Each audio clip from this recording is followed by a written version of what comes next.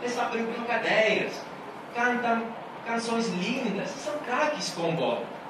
É incrível, muito bom. Ou seja, por quê? Porque atrás dessas palavras tem a teoria que, na verdade, não tem um conhecimento de classe A, um conhecimento de classe B, não. A química não é algo a mais. Não se pode ensinar só química, biologia, relações internacionais, mas tem um conhecimento difuso. Eles aprenderam no certo hora sem conhecer, né? Mas de maneira muito melhorada. E esse conhecimento que as crianças têm, que é um conhecimento, claro, não de tipo, de nível, que tem nada a ver com a questão escolar, é um conhecimento que deveria ser tomado em consideração. Nós deveríamos premiar as crianças porque eles sabem jogar a bola. Aí, por exemplo, a gente, saltinho, essa tradição linda brasileira, todo mundo tem que passar para a universidade diretamente, fazendo uma prova de saltinho. Aí esse conhecimento aqui deveria ser considerado, deveria ser passado reciprocamente dos alunos aos professores, e não deveria ser uma aula unidirecional, ok? Porque esse conhecimento aqui seria muito importante. E exatamente nesta visão aqui se tenta criar, e hoje existem escolas onde se termina com o ensino tradicional, onde eu fico aqui em cima e vocês lá embaixo, eu falo e vocês ficam calados, mas todo mundo participa e não tem hierarquia, e onde a sua opinião conta, onde a opinião de seus pais conta, a opinião de quem paga conta. Só que isso já existe, não é uma invenção. Isso é o mercado, onde vocês contam, a sua opinião conta. Eu sou avaliado cada semestre, todos nós somos avaliados. Se nós não temos uma avaliação boa, nós somos demitidos. E a opinião de seu pai conta, pode mudar de escola, né? A diretoria, tenta satisfazer os desejos dos pais, as demandas das famílias, do mercado, etc. Não existe este ensino de tipo unidirecional, onde não se considera. Mas eles querem se apropriar deste conceito, né, de fazer algo junto, de maneira diferente, e até botando lá este termo meio estranho de democrático. Tudo agora fica muito mais democrático, vamos democratizar, as praias são democráticas, e eu fico sempre com medo desse conceito de democratizar. Seria, na verdade, mercadizar, com o utilizo da palavra errado, porque democrático seria, na verdade, o que as minorias organizadas decidem. Não a maioria, não conta nada, mas as minorias organizadas decidem. Na verdade, as escolas, por sorte, não se vão na direção de onde decidem as minorias organizadas. Não são todas. E é por isso que se tenta fundar a escola plural, e onde, este conceito final é mais importante, nunca mais se possa inspirar crianças. É até o título do livro, A Escola que Inspirava Crianças. Ou seja, não se pode renovar. Ok? Eu tenho minha irmã de 8 anos e perguntei para ela: o que você acha? O que acha de uma escola assim? E ela falou: legal, muito bom. Porque você, professor, você gosta, ela me falou, de reprovar as crianças. Mas nós não gostamos. E talvez é a reação instintiva de uma pessoa. Depois eu perguntei: tá certo, mas aí, o que você acha que vai acontecer? Seus colegas, mais moleques, assim, geralmente machos, né? O que vão fazer? Se as coisas elas. E ela: eles vão estudar mais. Gente, 8 anos. Acredita que, mesmo sendo minha irmã, não é tão inteligente assim. Talvez é mais inteligente que alguns, por exemplo, sem fazer nomes, mas não é tão difícil de imaginar, né? Nós somos pessoas, funcionamos como incentivos. Toda a economia, o sistema social é baseado em incentivos. Se não tem incentivo de estudar, o que você vai fazer? Pois não é um caso que, pelo meu conhecimento, pelo menos, não existe basicamente uma escola privada que tente adotar esse sistema. Porque não funciona. Existe só uma em BH, o balão vermelho, vermelho, no caso, vermelho, mas que trabalha com meninos muito, muito jovens, até 10 anos. É muito diferente. Agora, não sou um pedagogo, expert nessas coisas, mas eu quero ver depois, quando tem a revolução hormonal, como é que você vai trabalhar se não dar incentivos para os meninos? Né? Mas esta é basicamente a ideia, e esta é a escola pública brasileira. É por isso, também, não é a única variável, mas eu achei a mais divertida, e todo esse currículo não é todo mundo que conhece, as escolas plurais, que funcionam assim. E depois eu encontro alunos na universidade que lamentam se eu utilizo a caneta vermelha. De verdade, acontece. Porque aquela mentalidade, se você erra, eu, professor, não posso mostrar e destacar seu erro. É a mentalidade que se você não é você que erra, sou eu que acho que aquele não é. É a mentalidade, é como nós estamos criando nossos filhos, que quando seu filho anda, cai e bate aqui, depois você pega, vem aqui meu filho, vamos, mesa do mal, não fazer mais. A culpa é da mesa, a culpa é do professor, não é dele, não é ele que errou. A culpa é da mesa que estava lá parado. Bom, se o professor avaliou mal, pode demitir, tem que demitir. Okay? Mas é papel do professor passar bem a aula e corrigir bem. Não faria mais sentido esta visão. Mas aí, depois eu quero deixar um pouco desse assunto, porque mais Felipe vai falar dessas coisas, ali, mais esse eu quero. E quero te mostrar outro documento oficial. Desculpa, gente, para não fazer. Visto que aqui se fala, esta publicação pode ser reproduzida em parte ou na totalidade, desde que é citada a fonte e autores. Não sei se é por orgulho ou por direitos autoriais, nas quais eu não acredito, mas aí, para respeitar isso, e não para mostrar quem foi, eu vou te falar que a equipe é formada por Fátima Moreira Hilsker,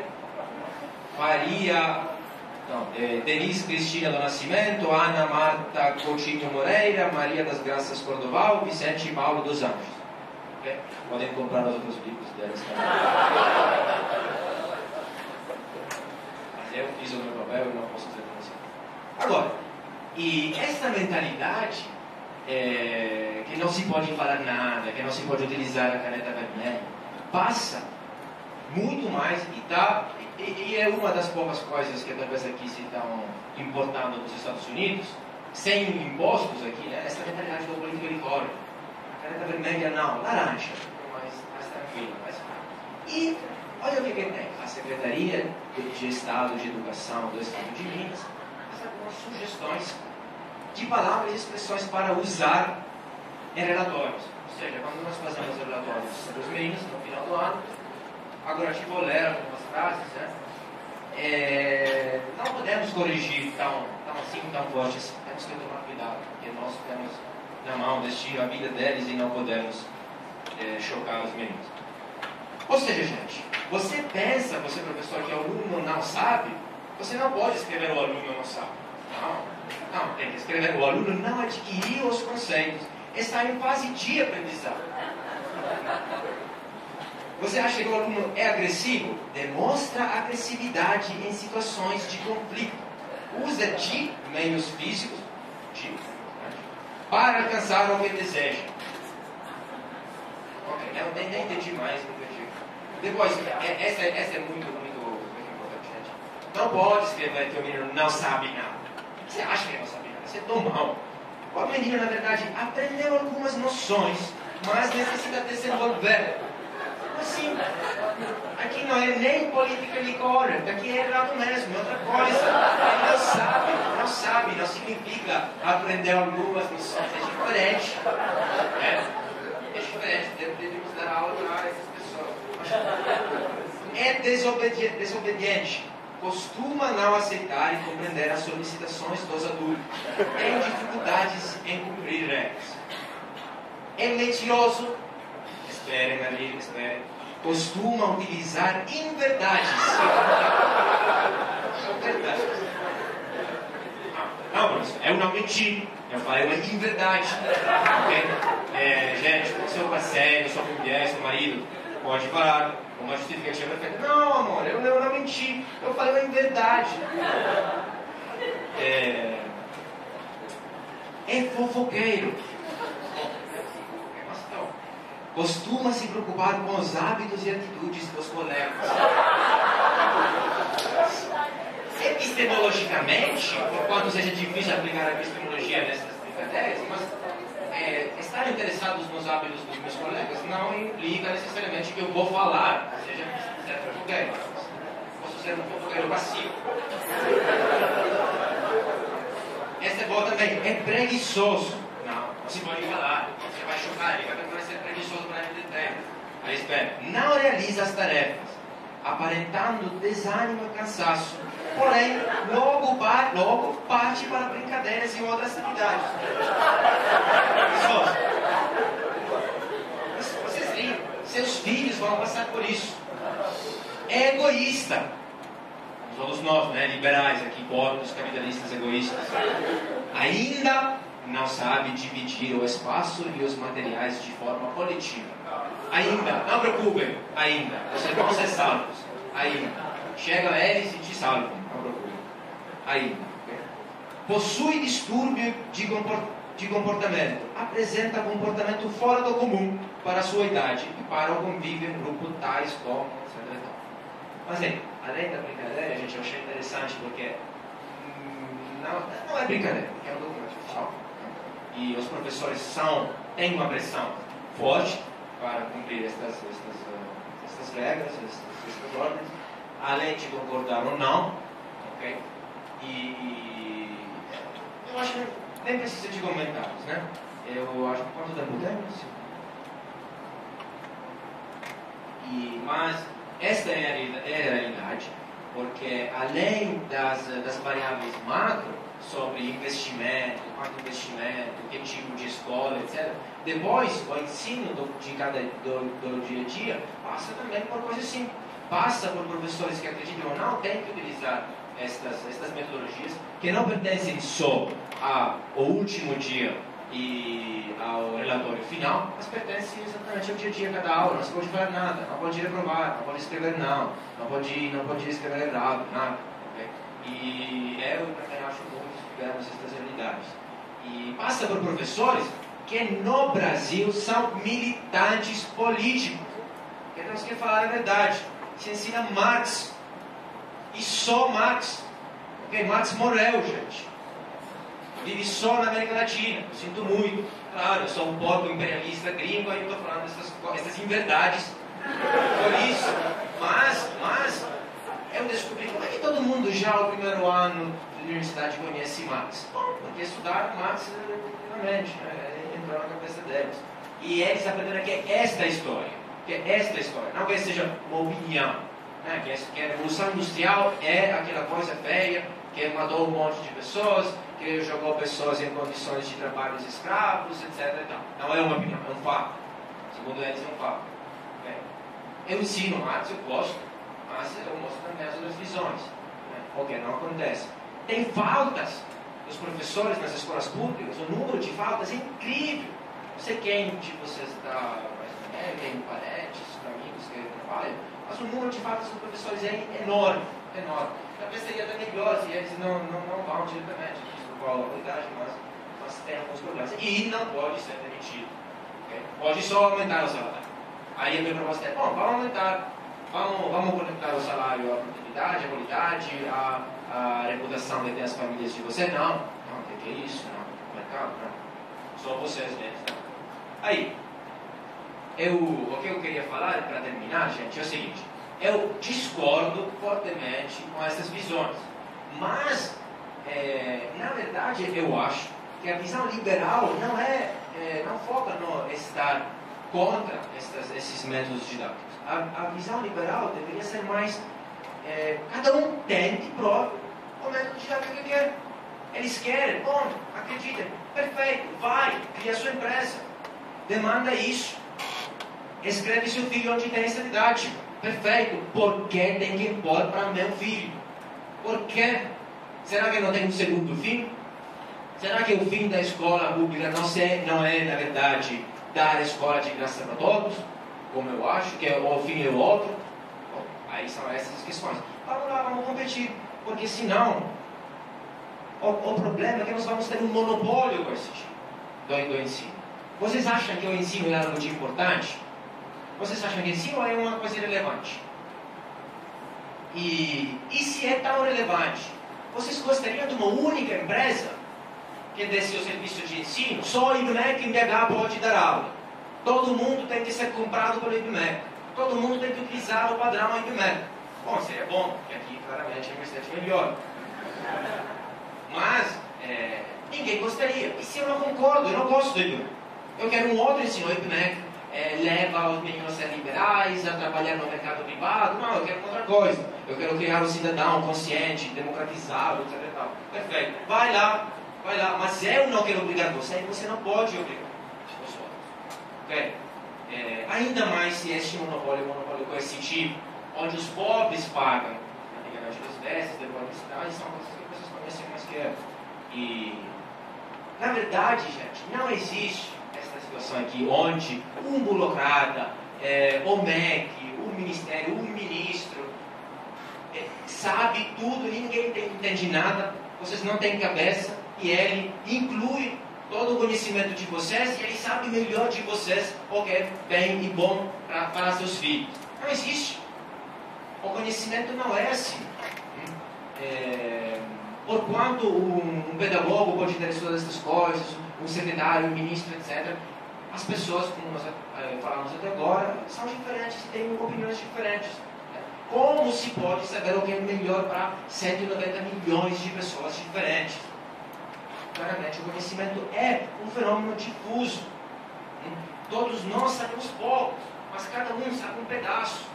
Aí, exatamente por isso que se deveria deixar a liberdade de empreender, de criar escolas, métodos pedagógicos diferentes, de inovar. Uma liberdade deixada às famílias, aos estudantes também, aos professores, às empresas. Uma liberdade para obter serviços diferentes e com mais propostas, não só uma, porque alguém aqui gostou e eu valorizo muito a opinião dele. Se alguém gostou desse método didático, perfeito, continue. Me mostre que você quer seu método é melhor que o meu e vamos competir. E isso torna melhor os dois.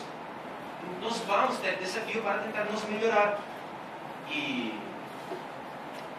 esses serviços em competição, estou falando, de onde é lá que surgem os melhores serviços possíveis.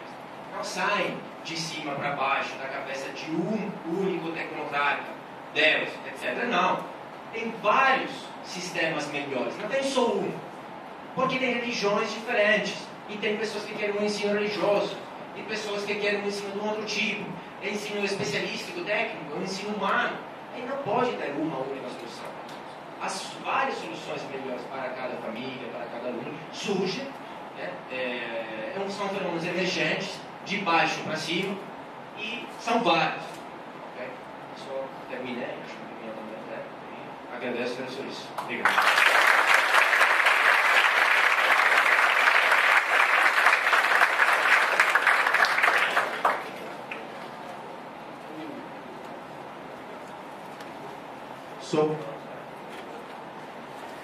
Boa tarde, e eu, sendo brasileiro, quero agradecer ao PPR pelo convite, a professora do Júlio Torres, que organizou aqui o evento.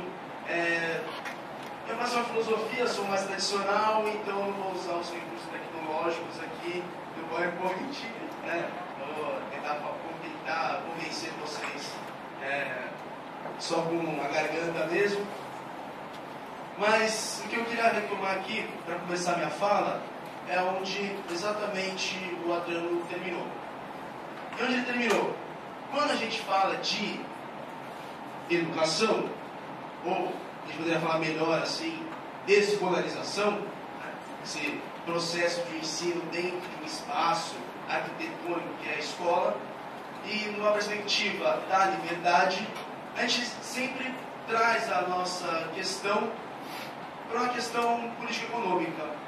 Ou seja, o Estado é um grande interventor da educação, com as suas regulamentações, com as suas regras, com as suas determinações, com o seu Ministério da Educação. Então, o Estado cerceia um como fazer educacional e, por outro lado, esse Estado, fica coagindo as pessoas a promover uma educação de determinado modo. Nesse sentido, a melhor solução política, obviamente, é aquela que, se a educação é importante, então o Estado tem que ficar muito longe dela. Então, se a educação é importante, ela tem que estar o quê? Nas mãos das pessoas que vão usufruir dessa educação. No caso, os alunos, os pais, os professores. Então, é a essas pessoas que interessa a educação, não a pessoas sentadas num gabinete, né, a quilômetros de distância das escolas. Então, para se pensar a educação, tem que se pensar aonde ela ocorre.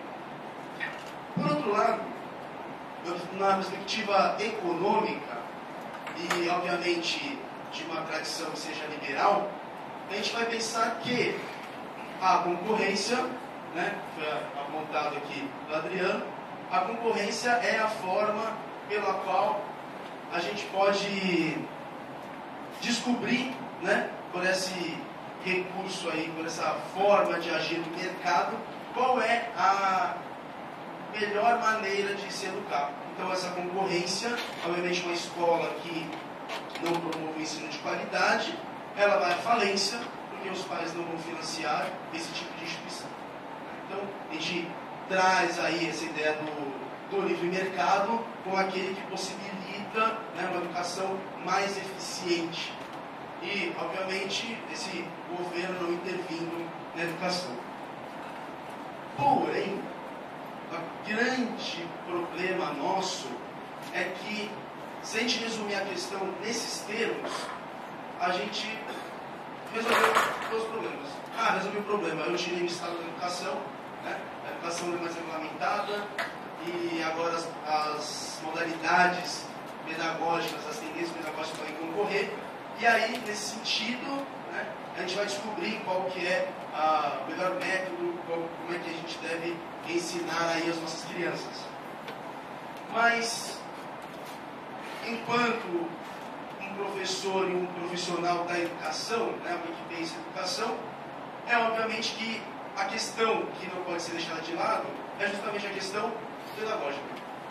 Então, é muito fácil, é muito simples, né, e logicamente comprovado que a ausência do Estado melhoraria a educação, né, visto que aí você tem as próprias pessoas que fazem o uso dessa educação decidindo aí como ela deve ocorrer. E para a gente tentar debater um pouco essa questão, eu queria trazer para vocês o que existe no mundo aí, né, pedagógico, de práticas pedagógicas, para a gente poder o quê? Pensar que tipo de pedagogia está mais adequada àquela que a gente acredita.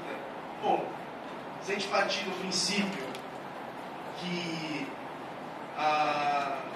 foi apresentado pelo Fernando, quando a gente fala aqui de libertarianismo, né, esse palavrão que todo mundo comentou aqui um pouco, a gente está falando de um princípio que é o princípio da não agressão. Ou seja, que é errado iniciar agressão contra não agressores. Então, uma pessoa que está tranquila no seu canto, ela não deve sofrer, né, agressão, né, ameaça de agressão. Então, toda essa crítica ao Estado, eu estou tranquilo no meu canto, né, eu faço lanche e vendo para quem está com fome, então eu não tenho que ser coagido a parar de vender o meu lanche, porque eu não tenho um ambiente adequado para fazer, não sei, material adequado, eu comprei o produto no armazém de certa maneira. Então, nesse sentido, quando a gente pensa numa não coerção do Estado, e a gente pensar isso, por exemplo, na educação, a grande pergunta é como é que eu consigo ensinar uma criança esse princípio da não coação, de que nós não devemos coagir alguém que não nos ameaçou primeiro. E aí a gente entra numa grande debate que é justamente como é que deve ser essa modalidade de ensino.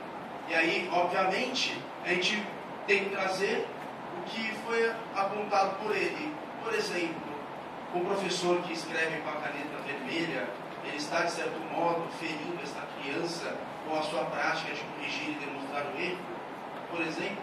Então são umas perguntas interessantes que a gente deve fazer sobre esse processo educacional, né? Numa dia que ele ocorre, como é que então eu, enquanto professor, ou eu, enquanto aluno, posso examinar em uma prática de aprendizado na qual não existe uma coação do professor para com o aluno. E, obviamente, quando a gente fala de uma coação nesse processo educacional, a gente pensa, obviamente, daquela estrutura, né, daquela tendência pedagógica, que é a educação tradicional. Como é que é essa educação tradicional? É aquela educação que vê o aluno como um ser totalmente passivo desse processo de aprendizado, no qual o professor é essa figura que detém todo o conhecimento e que vai agora abrir a cabeça dessas pessoas incultas e preencher com toda a cultura organizada e elaborada pela sociedade, né, que esse professor adquire. E, nesse sentido, é necessário que todo aprendizado seja de acordo com o que o professor considera adequado.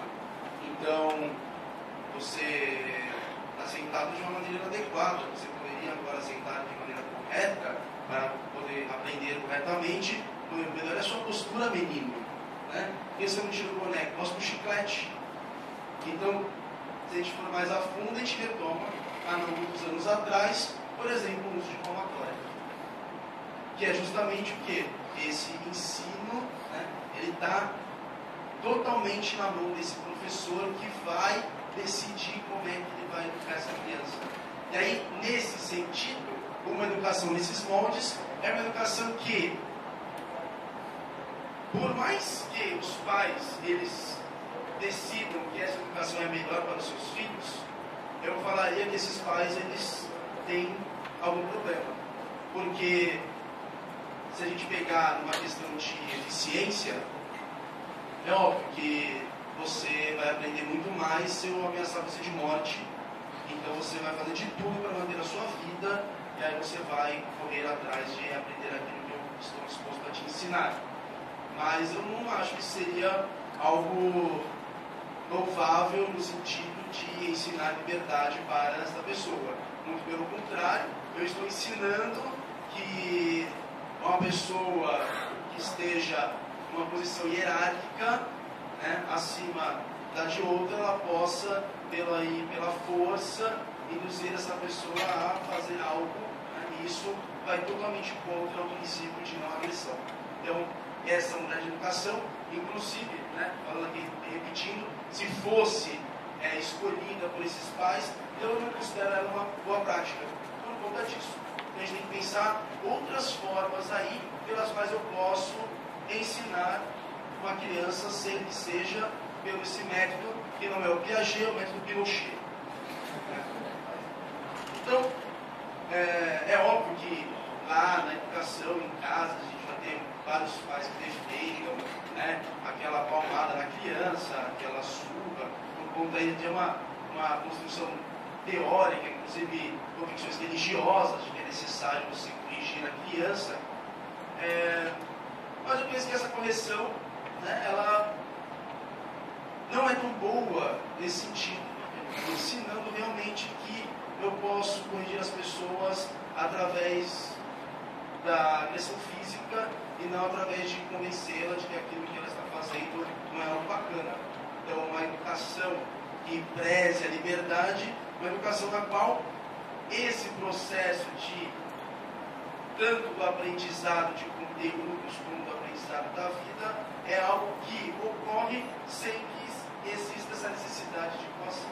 Se eu quero que meu filho ele compreenda que esse Estado realmente, que esse tipo que fica me ameaçando o tempo de ir para a jaula do estupro, então eu não posso ficar ameaçando meu filho toda hora de tirar a cinta e espancá-lo. Então ser compatível com a sua visão de mundo. Então, uma visão de mundo da liberdade, não cabe espaço para uma prática pedagógica que seja totalmente violenta assim, para com o aluno. Eu, no caso, não uso caneta vermelha. Eu uso caneta azul para corrigir, mas o que eu faço para a prova da pessoa acho que é muito mais frustrante do que a caneta vermelha. Porque os meus acentos têm o tamanho da página, né, quando erra, assim, eu sei, circulo a palavra, até estragando todo o texto da pessoa, ela realmente observar, porque o aluno ele não vê onde ele falhou. Olha, existe aí, né, por mais que eu compreenda o que você fala, acho válido a compreensão, mas existe uma norma pública aí, uma exigência, né, na sociedade, na aula para a pedagogia. Eu não gostaria de ter uma professora que me ensinasse escrevendo as palavras erradas na lousa, né? Acho que a gente, por mais que a gente se compreenda na comunicação, existe aí uma norma pública, essa norma pública, a gente não vai usar ela em todo o tempo, mas acho que é interessante saber que ela existe. Então você tem que demonstrar onde ele falhou, porque o aluno pega a prova, ele vê a nota. Ah, estou na média. Estou na média. E não vê mais. Então se você chamar a atenção, né, para onde foi aí as falhas, ele vai, pô, ó, melhorar aqui, ó, sabe? Vírgula, concordância, você esquece de acentuar, né? A pessoa está nesse processo, né, reconhecendo aí que ela precisa, né, algumas coisas. Mas eu não uso caneta vermelha porque eu não tenho caneta vermelha, né? Simples detalhe, às vezes eu não tenho nem mesmo a caneta, eu peço emprestado sempre do aluno, eu uso a lousa, então ou é giz, né? Pasme, ainda existe faculdades que usam giz, ou aquele canetão da branco, mas não vejo problemas, por exemplo, com essa questão que se coloca como a caneta vermelha e etc. Mas então, o que seria uma prática pedagógica que ensinasse liberdade para a criança? Né? A gente tem, por exemplo, algumas possibilidades. Falei para vocês da educação tradicional, mas dentro desse debate pedagógico tem umas visões interessantes, né, que levam em conta aí, né, quem é esse indivíduo que está aprendendo. Como a gente está falando, né, de aprender, a gente tem que levar em conta os sujeitos dessa aprendizagem, e os sujeitos de aprendizagem são professor e aluno. Então, a grande questão, né, da educação é se pensar o quê? Quem é aquela pessoa que está na minha frente, né, e o que ela está fazendo aqui, qual é o papel que ela tem naquilo que vai ocorrer nesse processo, durante esses 50 minutos. Então, é isso que é o interessante trazer. Então, é importante, por exemplo, ter um conhecimento de quem é ser humano, o que é essa criança, o que é ele estar aprendendo. Aí temos, por exemplo, desse debate, propostas, não sei quantos de vocês conhecem, que é a Escola Nova, John Dewey, viram falar? John Dewey, Maria Montessori, sim, alguns. Né? Que tradição é essa na qual esses pensadores estão inseridos? A tradição que vai justamente se focar no indivíduo, quem é o indivíduo nesse processo. Então eu preciso compreender como é que a criança aprende, preciso compreender que esse aluno precisa de outras coisas do que ficar sentado recebendo conteúdo, ele precisa aí de ter o desejo de aprender, se ele não aprende, né? Então ele é um sujeito ativo do processo, então não dá para obrigar ninguém a aprender alguma coisa, eu preciso o quê? Eu preciso, né, mediar esse ensino, então eu tenho que ter um espaço de lazer, a criança também não é só aprendizado formal, ela vai aprender também das brincadeiras, dos jogos, eu tenho que levar em conta também tudo isso que está ao redor da criança. Que eu considero aí uma tendência pedagógica interessante para levar em conta aquele indivíduo. Naquele processo, e levando em conta o indivíduo, estou levando em conta a individualidade de cada um, que as pessoas são diferentes. Então o problema pedagógico é o problema de criar aí uma estrutura única, uma metodologia única, que vai ser aplicada universalmente para todos, e esquece-se que as pessoas são diferentes. Então, eu acho que é interessante essa contribuição teórica para a gente poder pensar em como é que é essa criança que ela aprende. Inclusive, a gente vai ter, né, por influência dessa escola, um que é mais conhecido que é o próprio Piaget, estudando aí todas essas estruturas, esses passos aí do desenvolvimento da criança. Então, é bom assim, a gente ter um contato com essas visões. Existe uma outra visão que é um pouco mais radical, que essa sim, ela está focada em cima da liberdade, que é a do Carl Rogers. Não sei se vocês conhecem, mas o pessoal da psicologia talvez conheça, Então, o Carl Rogers tem uma proposta de que a criança tem que ser livre e o estudo não pode ser direcionado. Então, a criança vai aprender aquilo que ela deseja, no momento que ela deseja, e a gente não vai trazer para essa criança um currículo pronto, demarcado, de que, olha, na primeira semana eu vou ensinar adição, na segunda semana eu vou retomar adição e fazer exercícios, na terceira semana eu vou fazer adição, né, com números que contenham aí casas decimais. Então, esse planejamento aula a aula é algo que não ocorre. Por quê? Porque eu tenho que perguntar primeiro o que essa criança está desejosa em aprender. A gente poderia aqui debater enormemente esse tipo de ideia, né? Ele vai dizer, por exemplo, que a gente sempre pode dar mais liberdade à criança do que a gente está dando, então é interessante essa visão dele. Por outro lado, alguns aqui poderiam discutir eternamente sobre um problema dessa liberdade total e restrita, eu acho que com relação à primeira infância, né, as pessoas menores, e eu acho que se a gente analisar aí como desenvolvimento humano, a partir dos 10, 11 anos, a criança já tem um pouco mais de maturidade para escolher aí o que lhe interessa. Então, acho que é interessante a gente pensar aí numa prática pedagógica que não tem nada a ver da maneira como a escola é estruturada hoje.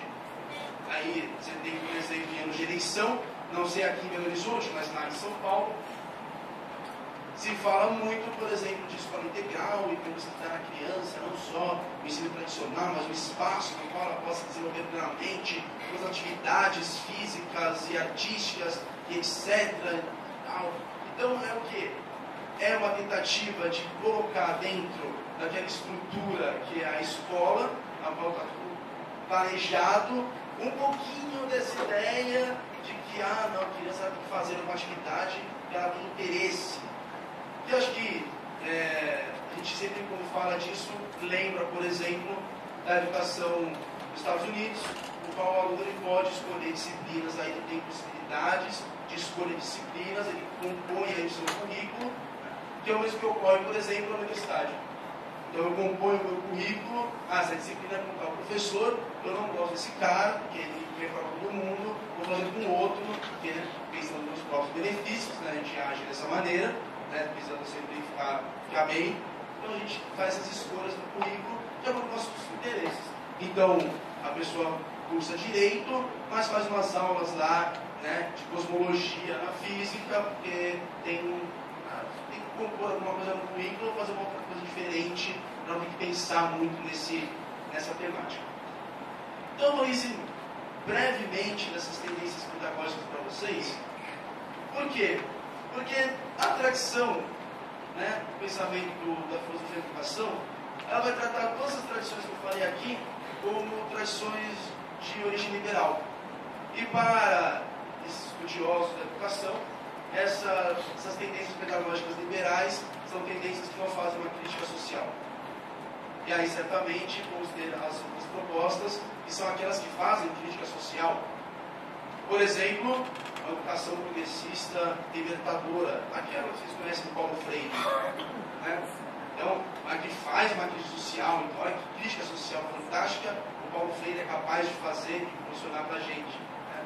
Então, obviamente, eu vou concordar com o Paulo Freire de que a educação ela não é neutra, isso é óbvio, mas ela não sendo neutra não quer dizer que eu vá ensinar para a construção da sociedade que ele vislumbrava, porque não é a mesma sociedade que eu quero. Né? Então, a minha tendência pedagógica vai compactuar, né, com o socialismo aí pregado pelos intelectuais brasileiros.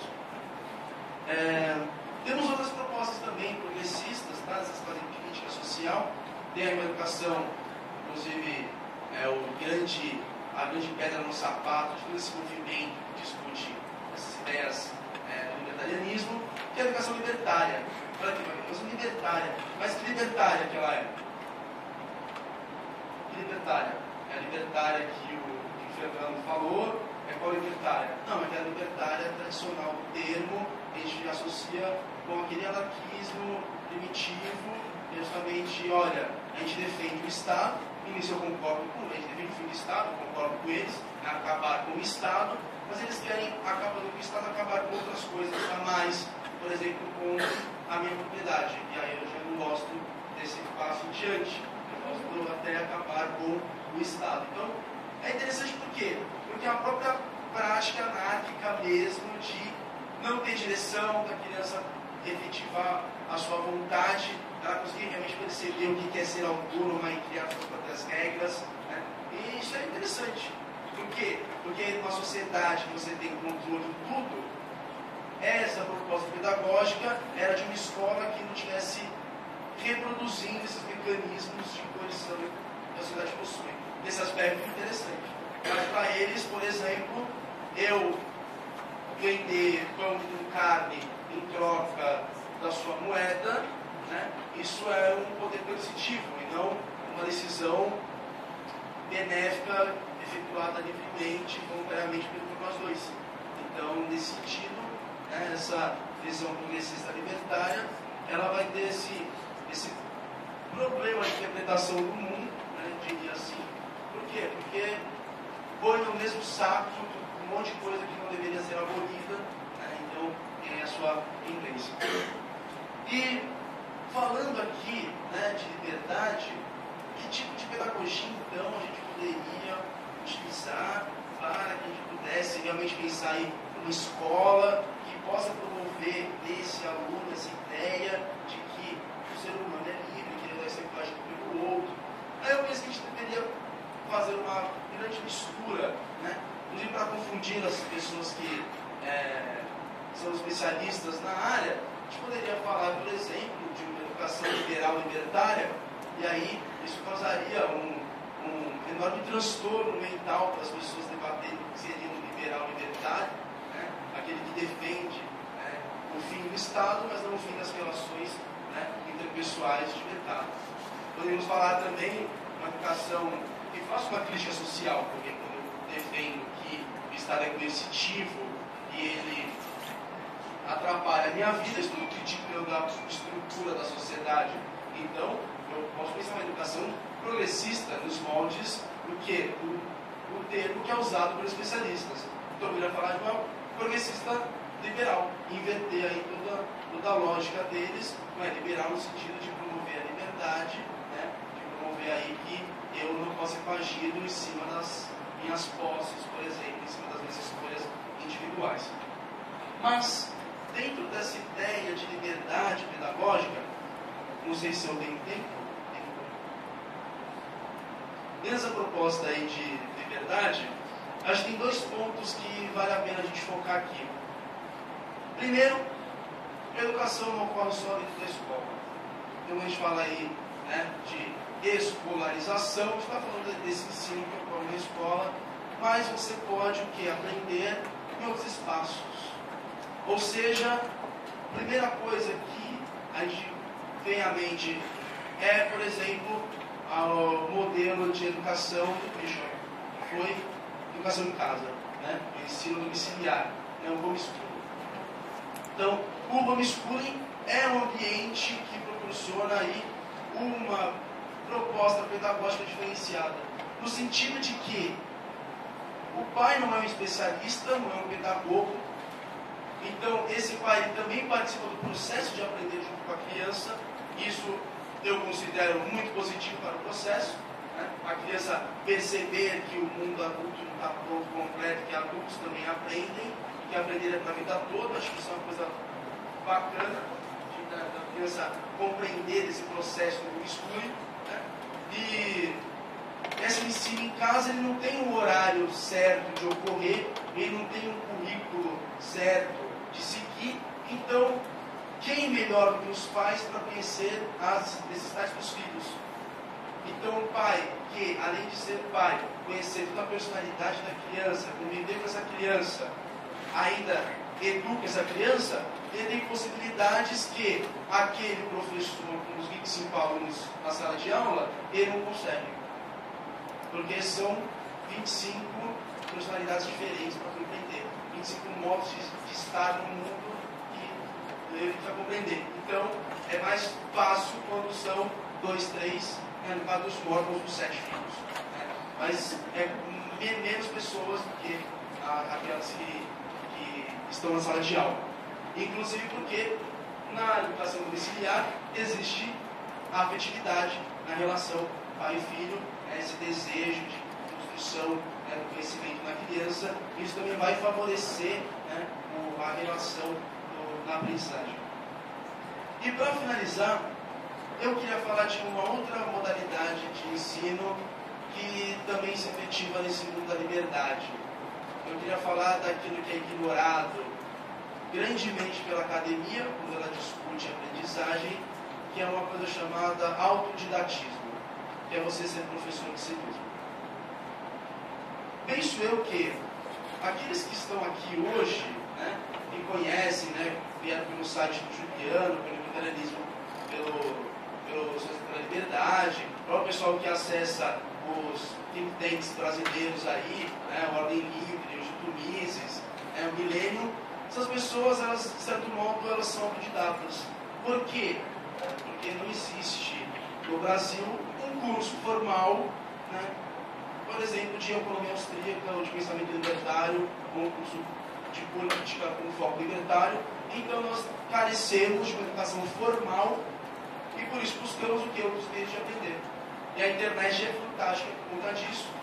Os vídeos, os textos, artigos, eles possibilitam esse autoaprendizado. Mas para que esse autoaprendizado ele possa ser bom para nós, eu queria deixar para vocês assim, algumas coisas que ajudam a gente aí na hora de ser o nosso próprio professor. Não temos aí, carecemos de informação, então temos que inventar um método de como aprender a partir daqueles milhares de páginas e links que existem, qual que a gente vai escolher, o que a gente vai ler. Então tudo isso precisa de algumas dicas certas que tem aí para a gente. Eu queria falar algumas coisas para vocês. Primeira dica. É muito mais proveitoso, e isso acho que também vale a pena todo mundo aprender um pouquinho como é que nós aprendemos, a gente consegue não gastar nosso tempo de maneira errada. Então acho que é interessante ler um pouco sobre como é que a gente aprende para a gente poder aprender por conta própria. Acho que isso é válido.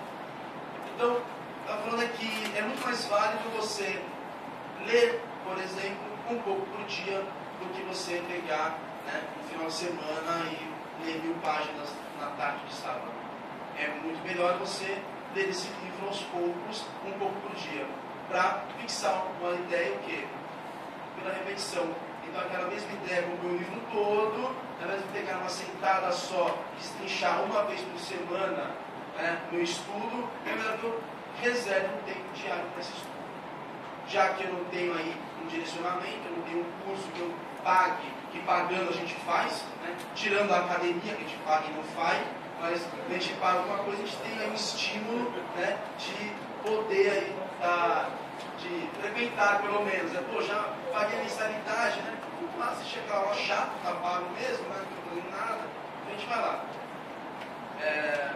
E aí então acho que essa questão da repetição diária é muito importante. Então, faça o planejamento do seu dia, daqueles minutos, e não precisa ser 2 horas de estudo diário, se essas 2 horas não existem no seu dia. Pode ser o quê? Um breve período aí, uma meia hora já está de muito bom tamanho para o quê? Para a gente poder aprender aquilo que a gente não consegue com os nossos cursos que fazemos.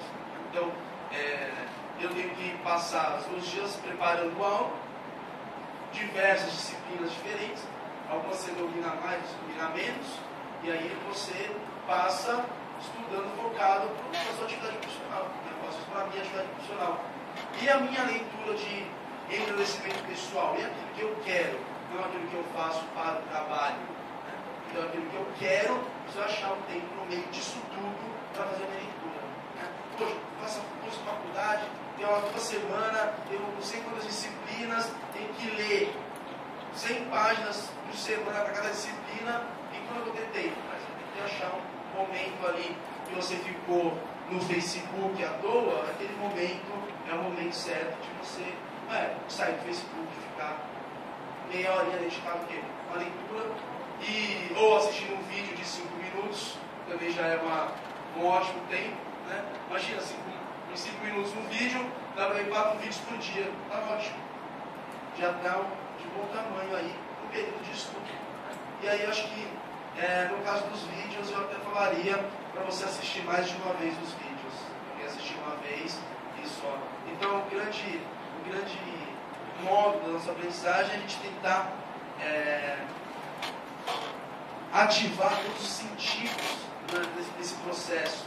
Então, você está vendo o vídeo, prefira os vídeos legendados. Você vai ouvir, você vai ler e depois faça uma anotação daquilo que você ouviu no vídeo. Vai ser muito mais fácil você relembrar, né, qualquer argumento que é colocado aqui.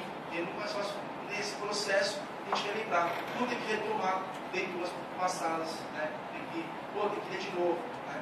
Aí volta aquele professor chato de metodologia do trabalho científico falar para vocês, façam um fichamento dos seus livros, para que você não tenha que ler de novo as 400 páginas e achar aquela citação que você tanto gostou. Né? Então, é muito chato fazer fichamento, eu odeio fazer fichamento, e eu não faço fichamentos de tudo que eu leio. Mas a gente precisa, de algum modo, né, fazer um fichamento à nossa maneira.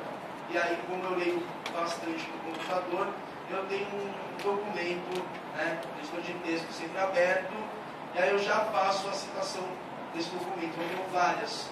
Aí eu nunca mais tem que abrir livro nenhum, e já está tudo certinho. Está já formatado, certo, com todas as normas ABNTs e a bibliografia completa, e pronto. Aí eu nunca mais abro um livro, é só abrir o documento, o Word, eu tenho lá todas as citações que eu gostaria de fazer, aí você vai, à medida que você escreve um artigo ou outro, selecionando alguns e usando, aí você tem o seu molde de conhecimentos ali estruturados. Acho que é a minha forma aí de não ter que nas minhas leituras.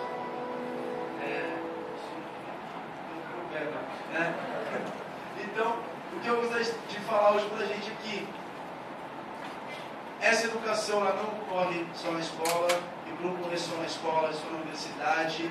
Eu acho que a gente pode, nesse sentido de ser pessoas autônomas, tomar para nós mesmos a tarefa de nos educar, e essa tarefa pode ser executada aí, né, no trabalho, no celular, onde quer que for, por causa desse acesso tecnológico. E eu gostaria que vocês continuassem estudando, mesmo depois, aqueles que estão terminando as graduações aí, você pode continuar aí a sua maneira, sem precisar fazer um curso, pagar, etc. Mesmo que também dinheiro bem custoso de adquirir.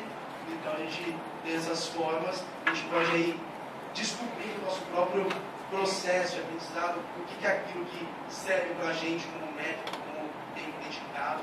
Acho que essa é a melhor maneira de a gente continuar progredindo aí, sendo essas pessoas que, né, vão adquirir esse conhecimento bem estruturado e não ser simplesmente aqueles que compartilham uma foto de uma sacada genial no Facebook. Dá para fazer mais do que isso. Então, acho que essa é o que tinha para falar para vocês. Obrigado.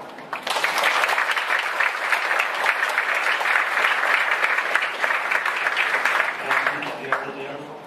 Temos tempo para algumas perguntinhas. Se quiser fazer, levantar a mão.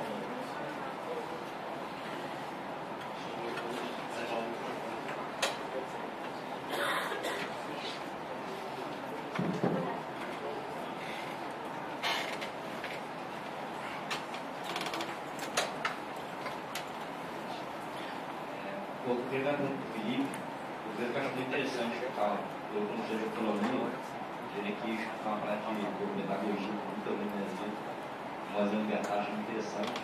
A pergunta que eu queria fazer é o seguinte, depois que você falou, se você acha uma inicial que eu concordo, deveria ser mais persuasivo do que impositivo, ou seja, você deveria ficar mais convencido dos alunos do que tipo, isso aqui está certo. Você deveria estimular mais a produzir e reproduzir o que o professor falou. Mas, ver se você tem dúvida se foi certo.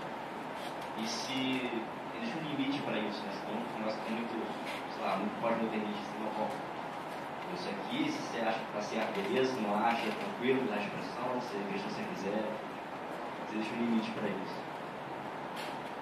Bom, é exatamente isso. A educação não deve ser uma imposição, mas a tarefa do educador é justamente a de mediar o conhecimento que ele possui, que está estruturado na sociedade, né, para aquele aprendiz ali que ainda não detém todo aquele conhecimento. Ele tem que usar aí de técnicas, de modos de abordagem, para que aquilo que ele gostaria que as pessoas tivessem acesso, elas possam acessar. Então, essa mediação.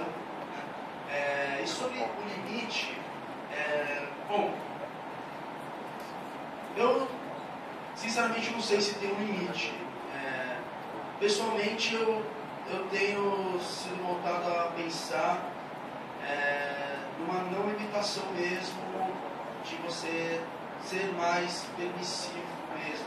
Eu tenho entrado um pouco nesse sentido. E esse é o grande debate pedagógico, é justamente como é que eu vou associar, como é que eu vou misturar aí o conteúdo que eu gostaria que a pessoa adquirisse, né, com o modo como eu vou apresentar a grande questão aí do conteúdo e a metodologia. Então, a questão que não tem fim no universo pedagógico, nunca vai ser finalizada, mas eu tenho em vista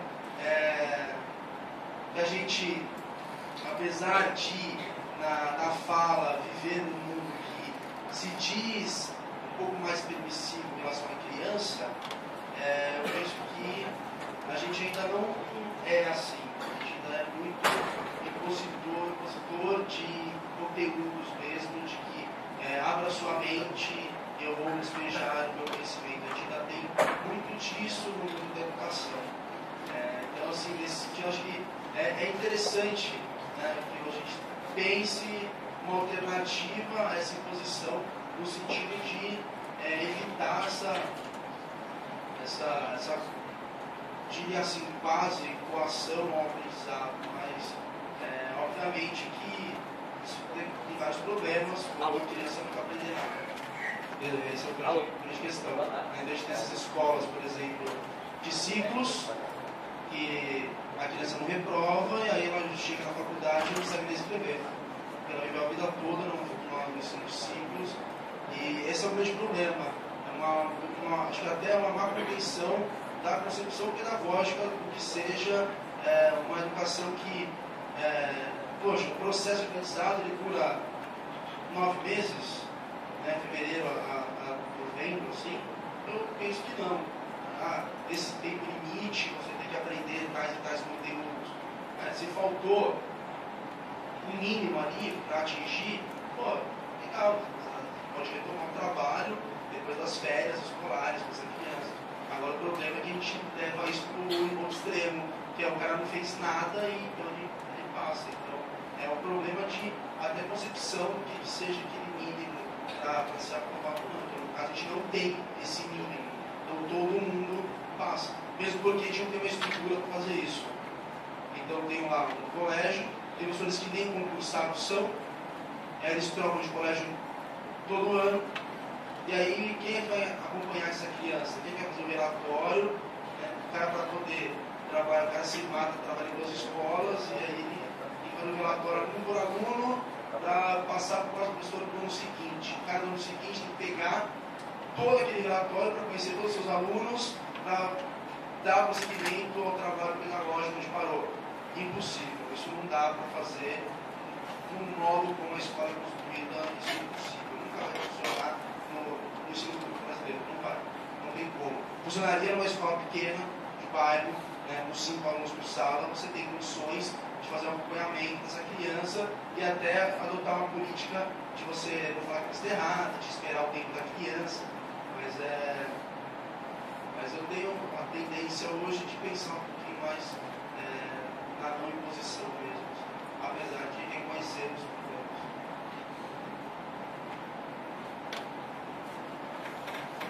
Caso da hora de tirar mais uma pergunta, aqui já tinha levantado a mão, a senhora de vermelho.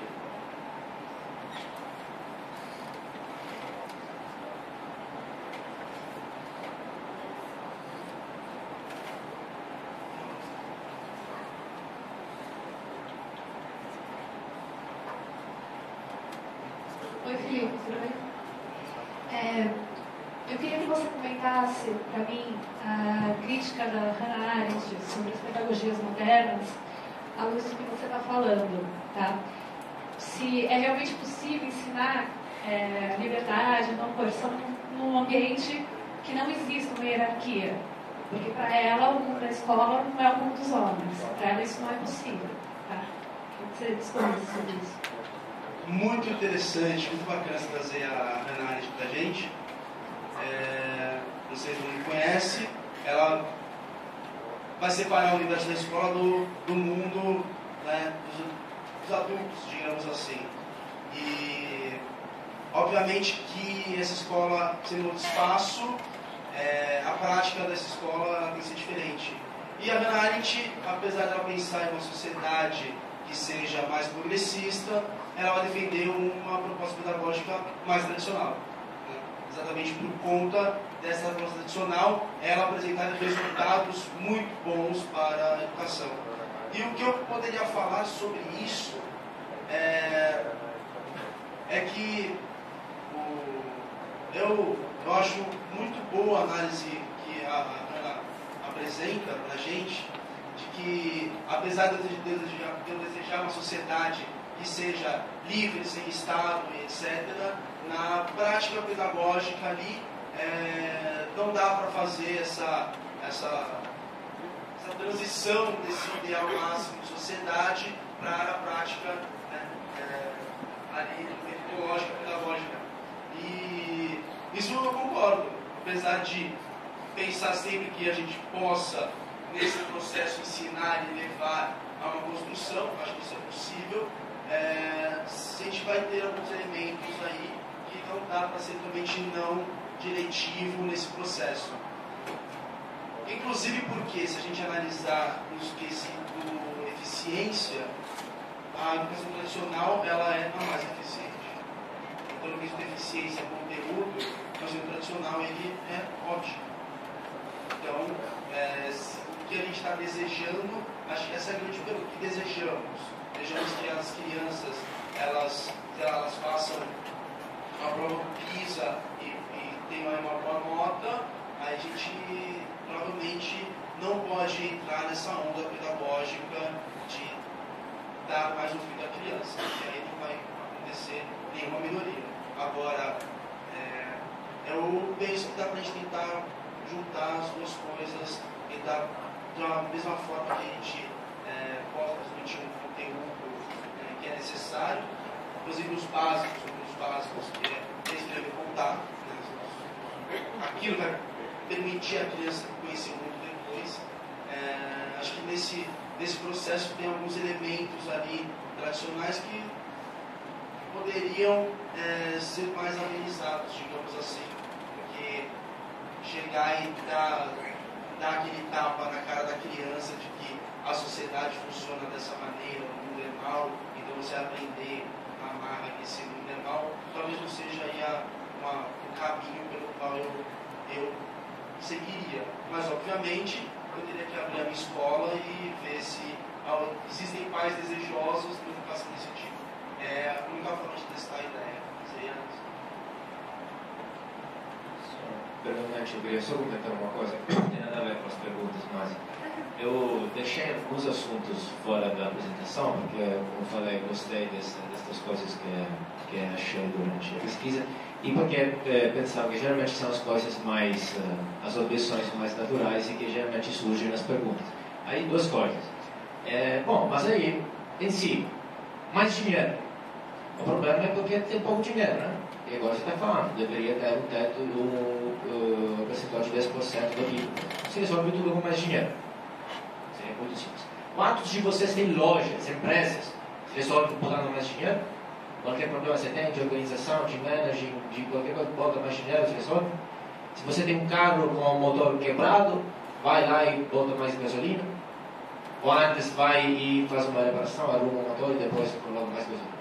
É claro que deixamos as questões quantitativas com quem não enxerga que é um problema de qualidade, não de quantidade. E segunda coisa, até porque não é assim, na verdade, o investimento na educação no Brasil. Brasil, não quanto outros países com desenvolvimento similar, etc. Mas, outra coisa que eu queria falar. E eu queria levantar assim a dúvida, porque nem tenho uma resposta, mas eu não sei quanto seja um problema de a educação brasileira não é eficiente. Para decidir se é eficiente ou não, devemos saber qual é o objetivo. E eu duvido sobre qual seja o objetivo da escola pública brasileira, ou em geral. Okay. Ou seja, deve ser este mesmo objetivo. E porque se o objetivo fosse um objetivo diferente, teria várias maneiras para oferecer este serviço. Por exemplo, primeiro basta fechar todas as escolas que ficam debaixo da média. Pode simplesmente copiar as escolas privadas, visto que tem um resultado muito melhor, né? Não é tão difícil. Pode copiar sistemas de outros países. Assim, para quem não consegue inventar e imaginar um outro sistema, tem sistemas melhores, pode copiar.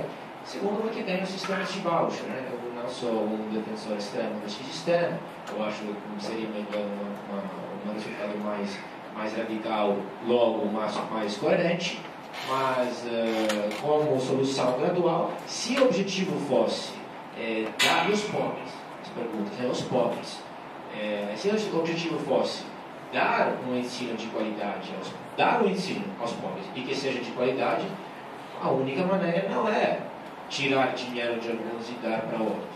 Tem outras maneiras. Né? E não é a única maneira não é criar escolas diretamente organizadas pelo Estado.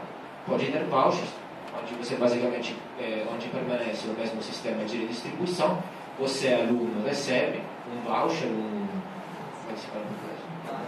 um vale, okay, que representa o gasto que o governo faz. Não sei quantos tipos, todo mundo conhece já o sistema do voucher?